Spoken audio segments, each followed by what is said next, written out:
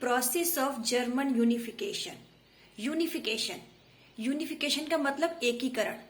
पहले जर्मनी में अलग अलग राज्यों का साम्राज्य था, अलग अलग राजाएं, अलग अलग एम्पायर्स थे, तो वहां पे एकीकरण की बहुत आवश्यकता महसूस हुई। तो कैसे जर्मनी का एकीकरण हुआ, ये इस प्रॉपर टॉपिक इस वीडियो में हम देखेंगे। चलिए शुरू करते हैं।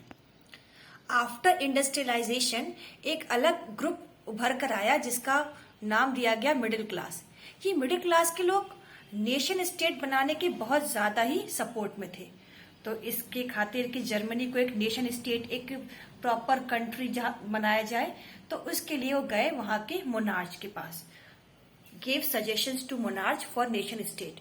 और मिडिल क्लास के लोगों ने वहां के राजा को, वहां के एम्परर को सजेशन दिए कि यहाँ पे भी संविधान, कॉन्स्टिट्यूशन होना चाहिए, उसके अकॉर्डिंग काम होना चाहिए। पर किस राजा को पसंद आता है कि उसकी तानाशाही छिन जाए और डेमोक्रेसी आ जाए? तो उस मोनार्च ने by using the help of his army 1848 में इन लोगों का जो भी रिवॉल्यूशन या जो भी आंदोलन चल रहा था उसको सप्रेस कर दिया। तो मिडिल क्लास गया पहले मोनार्च के पास for making nation state, suggestions दिए।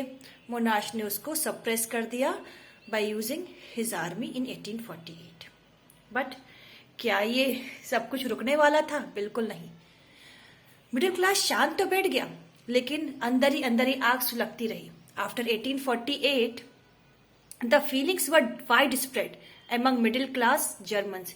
जो मिडिल क्लास के जर्मन में, उनमें काफी हद तक और फैलती गई, या हिंदी में कहा जाए और बलवती होती गई। अब की बारी थी मिडिल क्लास की हेल्प मांगने की प्रूशिया के जंकर से, जिन्हें कहा गया लैंडलॉर्ड। मिडिल क्लास गया हेल्प मांगने लैंडलॉर्ड से, जो कि प्रूशिया के जंकर्स भी कहलाते थे। और प्रूशिया के जंकर्स मान गए और उन्होंने रिस्पॉन्सिबिलिटी ली कि I have to unify. Junkers of Prussia have taken the responsibility to unify the Germany. अब प्रूशिया के जंकर्स ने, यानी कि लैंडलॉर्ड ने, प्रूशिया के चीफ मिनिस्टर जो कि उस समय थे ओटो वन बिस्मार्क, और मिलिट्री ने ये रिस्पॉन्सिबिलिटी को निभाते हुए एक फाइट करी। उनके बीच उन्होंने फाइट लड़ी। किसके अगेंस्ट? 3 कंट्रीज जो थी, फ्रेंच, ऑस्ट्रिया, डेनमार्क। कंट्रीज तो वर्ड गलत हो गया क्योंकि कंट्रीज तो अब बनी है।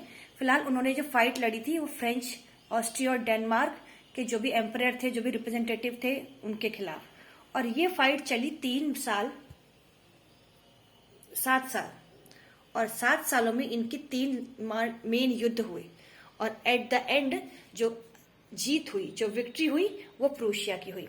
और victory of Prussia declared that Germany has unified. और इस तरीके से जर्मनी यूनिफाई हुआ। अब जीत गए तो हाँ भाई, जर्मनी का एकीकरण हो गया, पर इसकी एक घोषणा, एक प्रोक्लेमेशन तो करना पड़ता है कि सबको बताया जाए, ठीक है ना। अब कोई क्लास में फर्स्ट आया है तो फर्स्ट आया, क्लास टीचर को पढ़ाए, पर रिजल्ट डे वाले दिन वो घोषणा करनी जरूरी है। तो घोषणा कैसे हुई? जनवरी 1871 में प्रूशियन किंग केसर विलियम फर्स्ट को बनाया गया। और ये प्रोक्लेमेशन सेरेमनी हुई वर्साइलीज में, ठीक है।